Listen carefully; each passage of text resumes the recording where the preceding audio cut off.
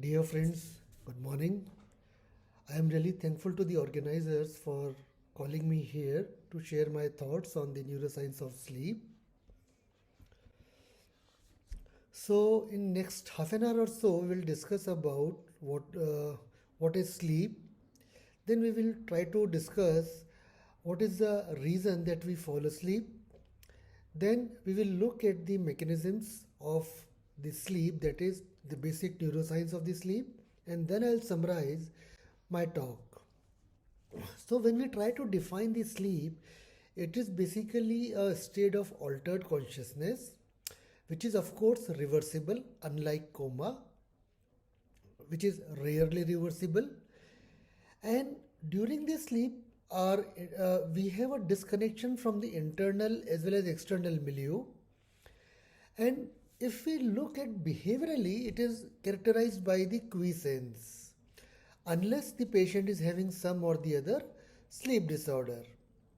So this basically reversible part actually differentiates from the unconsciousness and the coma, because this person who is sleeping can be woken up by the internal or external stimuli. Now, when we talk about the sleep and the arousal, both are basically the global processes.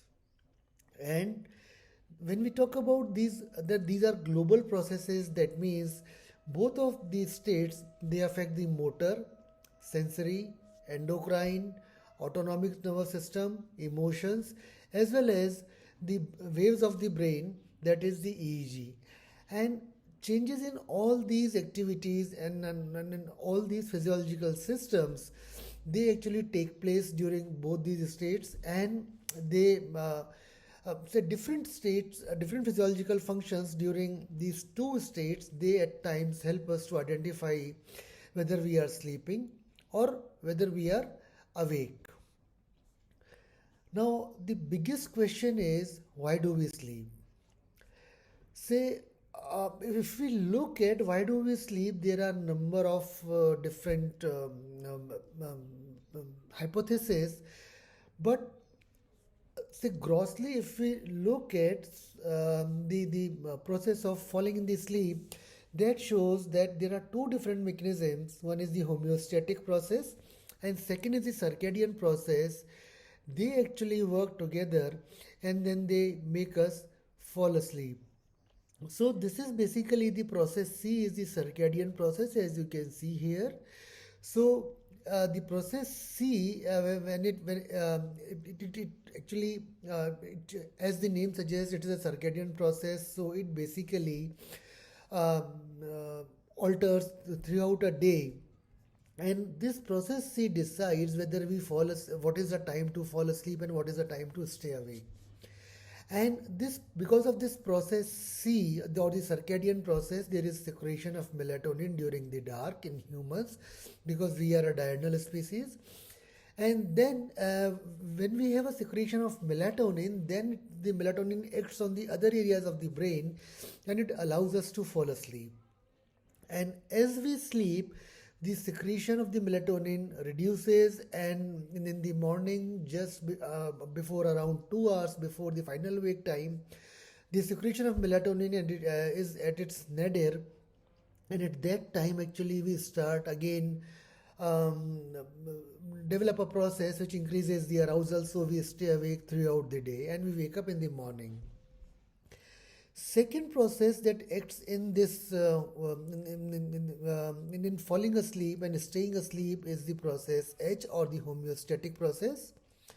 So this homeostatic process basically works on the theory of sleep pressure, and sleep pressure is maybe roughly translated into the amount of adenosine in the cortex.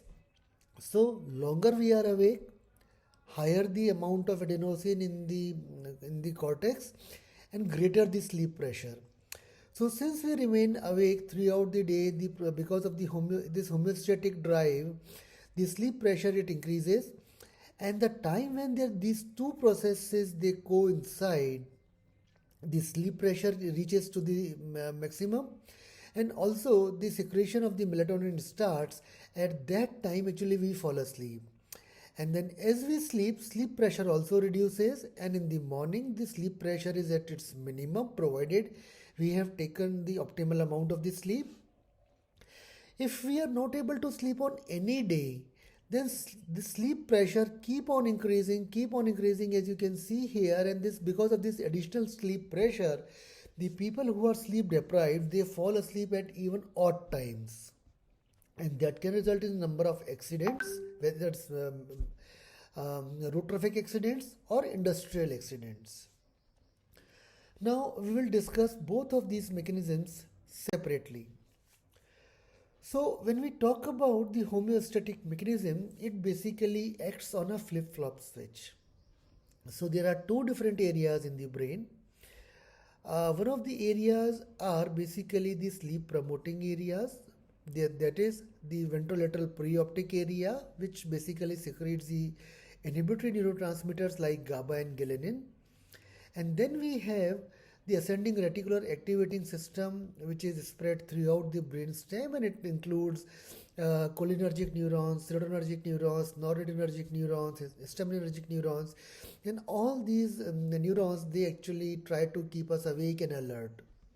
And then the third group, the orexin, which is present in the lateral and posterior hypothalamus, and this basically orexin group actually helps to modulate the activity of both these areas. So normally what happens when we are awake, this area, the wake promoting area or the ascending reticular activating system is more active, and because of its greater activity, we are awake and alert. Now in the night, what happens? There are signals from the sleep promoting areas from the ventrolateral preoptic region, and they inhibit the activity of the wake promoting areas.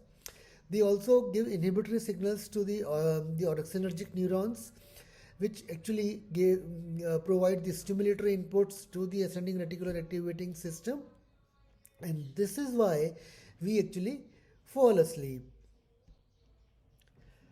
If we look at the wake promoting areas, the activity of the wake promoting areas actually they differ during the state of wakefulness, non-REM sleep and the REM sleep, and there is a relative difference in the activity of all these areas, and that leads to the appearance of different kinds of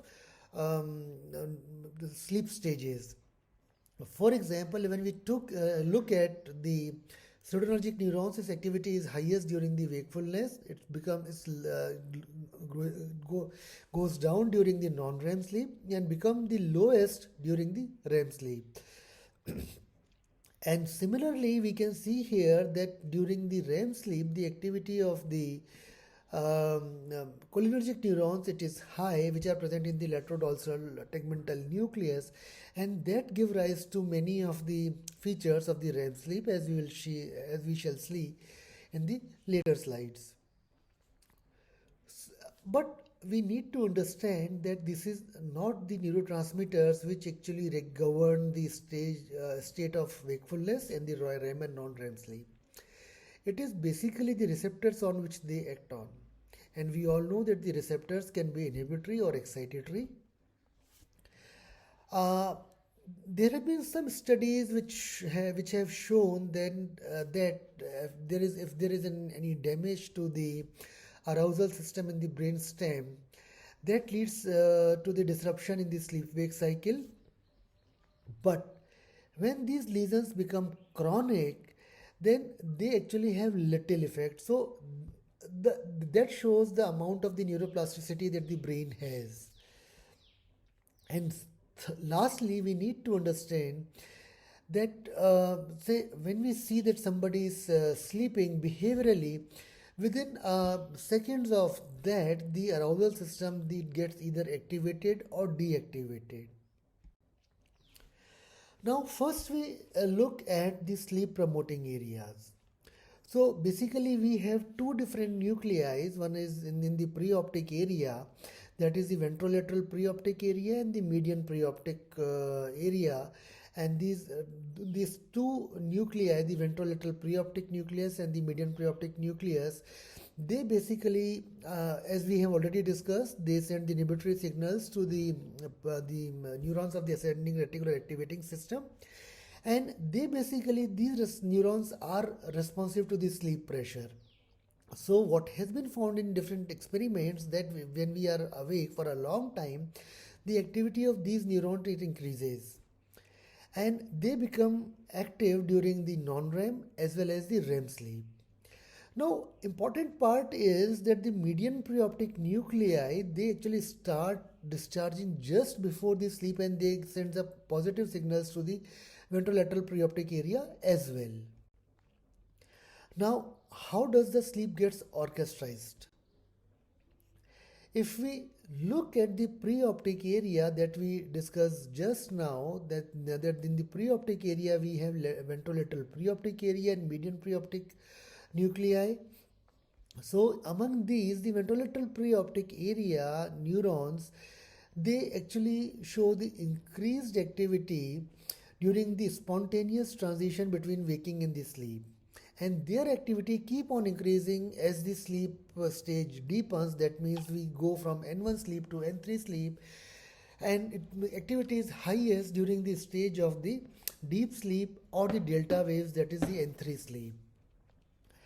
Then when we talk about the median preoptic area, as we have already discussed, that their activity starts increasing just before the onset of the sleep, and there is the activity of these neurons, it is increased during the non-REM, and further there is small but significant increase during the REM as well. Now, say the neurons which are present in the preoptic area and which are which increase the amount of the sleep.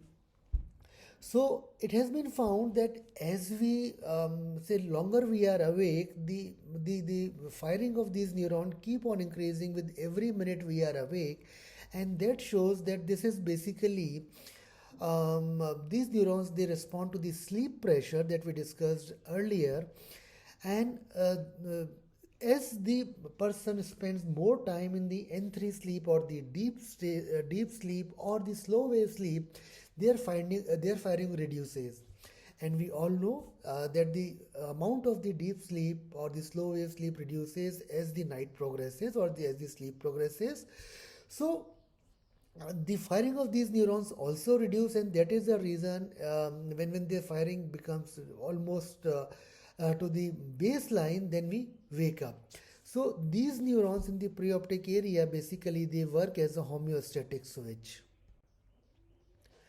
Now, what leads to the sustained sleep? Because we have already discussed about the switch. So the GABA, we have already discussed that the preoptic area neurons, they send the GABA signals to the neurons in the ARAS system, and the GABA released from these neurons, it is least during wakefulness, it further increases during non-REM, and further increases during REM sleep, and that is the reason that we spend some time and we have a sustained sleep. There is another group of neuron which is present in the posterior hypothalamus, which is intermingled with the orexin neurons, and these are known as the MCH neurons, or the melanin concentrating hormone neurons, and these neurons, they also express the GABA. These neurons, they are also connected to this nuclei of the ARAS system, which are important for the regulation of the sleep-wake cycle. So these neurons, they are basically important for the generation of the REM sleep, but they are not necessary. That means even when these neurons, they get damaged because of any of the process, the REM sleep it appears. Now, there are another set of neurons which are present in the cortex, and these are known as cortical sleep active neurons. These neurons, they express GABA, and along with the GABA, they also express nitric oxide synthetase. These neurons, they remain inactive during the wakefulness, And because of the signals coming from the monoaminergic neurons from the brainstem as well as the basal cholinergic neurons. But as the person sleep, the discharges from these neurons it increases, and these neurons they have corticocortical projection. So they try to inhibit all the cortical neurons and they synchronize the activity of all the cortical neurons during the sleep, and that is the reason that the non-REM sleep it appears. If we look at the other agents which can promote the sleep, so we have already discussed about the adenosine, and that is one of the reasons that the agents which are say antagonists to the activity of the adenosine, for example caffeine, they actually promote the wakefulness. Then there are other chemical agents, for example, interleukin 1, prostaglandin 2, growth hormone releasing hormone, and unfolding proteins, which actually promote the sleep. Now, what happens during the non-REM sleep, and what are the different cortical activities that lead to the appearance of the non-REM sleep? So in the brain we have thalamus as well as cortex, and in these two systems they basically play an important role in the appearance of the non-REM sleep. So in the between the thalamus and the cortex we have uh, different kinds of neurons, and then the group of these neurons are called as thalamocortical relay neurons. So one of these neurons are basically which receive the afferents from the ascending reticular activating system, and which also sends the sensory information to the cortex. Then we have reticular neurons, which are basically GABAergic and which receives information from the thalamocortical neurons, relay neurons, as well as the corticothalamic pyramidal neurons.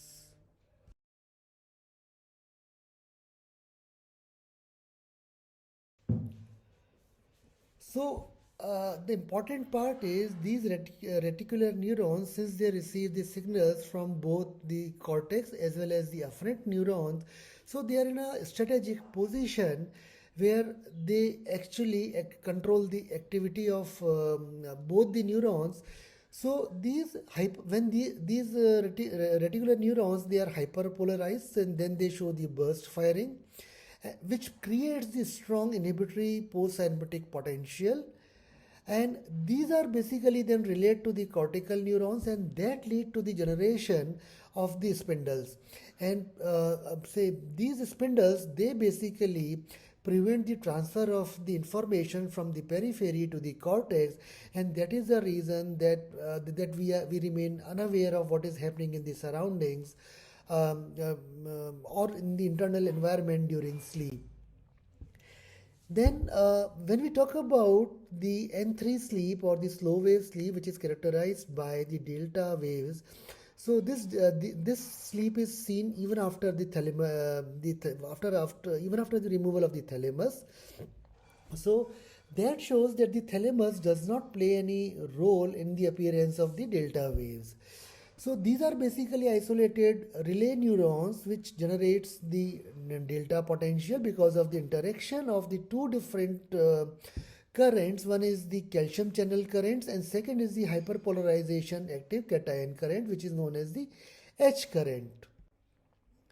Now, thalamus also shows the slow oscillations which are less than 1 hertz in frequency, and these oscillations basically they help to coordinate the appearance of the spindles, the K complex, as well as the delta waves. And these slow oscillations are basically cortical in origin, and that is the reason that we are able to maintain the non-REM sleep. Coming to the REM sleep, as we have already discussed that the acetylcholine neurons are basically one of the most important group of neurons which are present in the laterodorsal tegmental nucleus for the development of the REM sleep.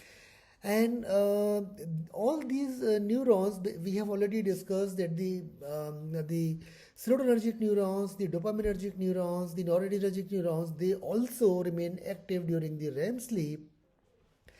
So all these neuronal groups they modulate to different levels, and then that leads to the appearance of the REM. And all these neurons, they are inhibited by the REM on GABA neurons which are present in the brain stem, and that is the reason we have different stages of REM sleep.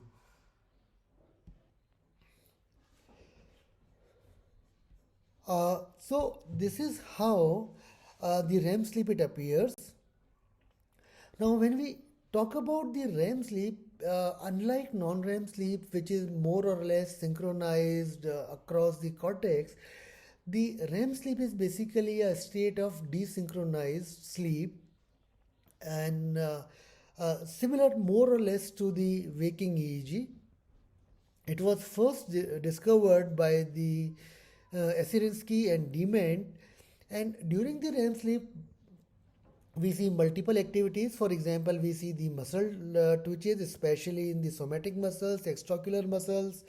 Heart rate becomes irregular, BP is variable. Respiration, as you can see here, is also respiration is also variable during the REM sleep, and it is almost erratic. And then the temperature is the regulation of the temperature is also absent during the REM sleep. When we look at the what are the different neurotransmitters which help in appearance of the REM sleep, so as we have already discussed, that it is basically the acetylcholine neurons in the laterodorsal tegmental nucleus and the pedunculopontine nucleus. So these cholinergic neurons basically they release ACH, which is highest during the REM, lesser during the wake, and least during the non-REM sleep. And then we have different cell types among interspread among these areas, and which are known as the REM on the cells, and which are maximally active during the REM sleep. Then there are other areas which other cells which are also active during the REM as well as the wakefulness. Now these REM cells they basically project to the subcellulous area, and this projection to the subcellulous area is responsible for the appearance of the atonia that we see during the REM. Now this subcellulous nucleus basically it's basically having the GABAergic activity which it sends to the motor neurons, and because of the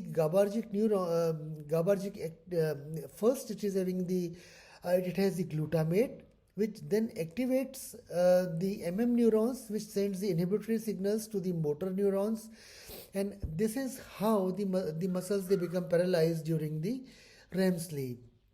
And now these inputs are basically cholinergic in nature.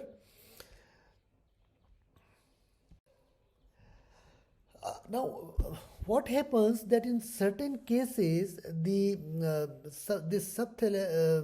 locus subceruleus it gets damaged because of one or the other reason, and that leads to the appearance of or maintenance of the tone during the REM, and these patients they act on their dreams, and that actually lead to the REM sleep behavior disorder.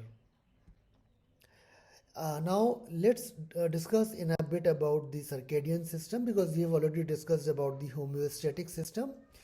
So for the circadian system, the signals they appear from the retina, and through the retinohypothalamic tract they reach to the suprachiasmatic nucleus.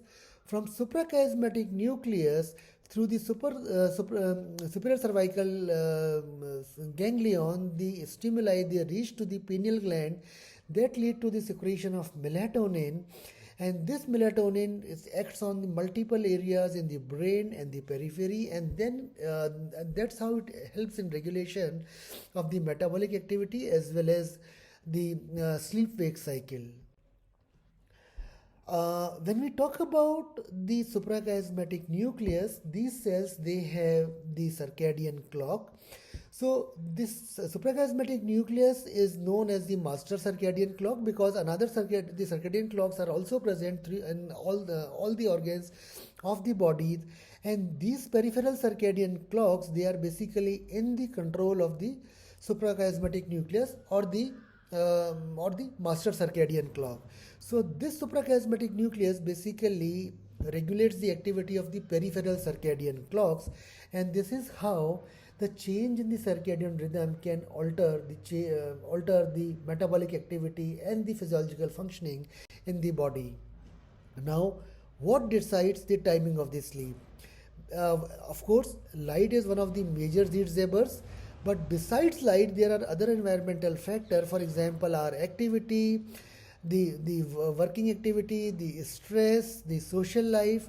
All these factors they also help and they decide the timing when we fall asleep, and any disruption into these activities can lead to disruption in circadian system, which can also lead to disruption in the activity of the peripheral system, and we all know that the people who are not able to sleep well, or those who are not sleeping in time, they develop a number of problems. For example, emotional problems, the constipation, the tachycardia, and say dysregulated glucose in the body.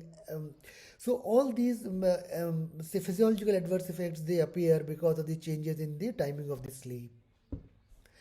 Now, how is the circadian clock itself regulated? Basically, it is regulated by the feed forward or and the feedback mechanism of two different major genes and the proteins, BMAL and the clock, and the PER and the CRY. So we'll not go into the details because this is not something which is important for today's discussion. Now, important part is we have already discussed that we fall asleep when there is a increased activity of both the homeostatic as well as circadian process, and when they occur and it occurs in concordance. Now, this activity or the concordance of the homeostatic and the circadian drive is not only physiological but it also present at the anatomical level. For example, suprachiasmatic nucleus sends the signals to the dorsomedial hypothalamus, which then sends the signals to the lateral hypothalamus, which is having the orexin neurons, and which these neurons basically then they regulate the wakefulness as well as the feeding cycle. Dorsomedial hypothalamus also sends the signals to the ventrolateral preoptic area and the median preoptic nucleus, and we have already seen that both of these areas they are important for the regulation of the sleep by sending the inhibitory or GABAergic signals to the ARAS. So both these systems they are basically having a well coordinated, anatomically integrated activity that leads to the sleep wake cycle. So to summarize, sleep is regulated by a two process model. Both the genetic as well as the environmental factors they control both the processes, the homeostatic as well as the circadian process, and three different states of sleep and wakefulness, that is the wakefulness, REM and non-REM sleep, they occur because of the differential activation of different neurotransmitter system. I would like to say that all the information for this talk has been taken by different chapters in this book. So for the details you can go and maybe you can refer to this book. Thank you very much for your patient listening.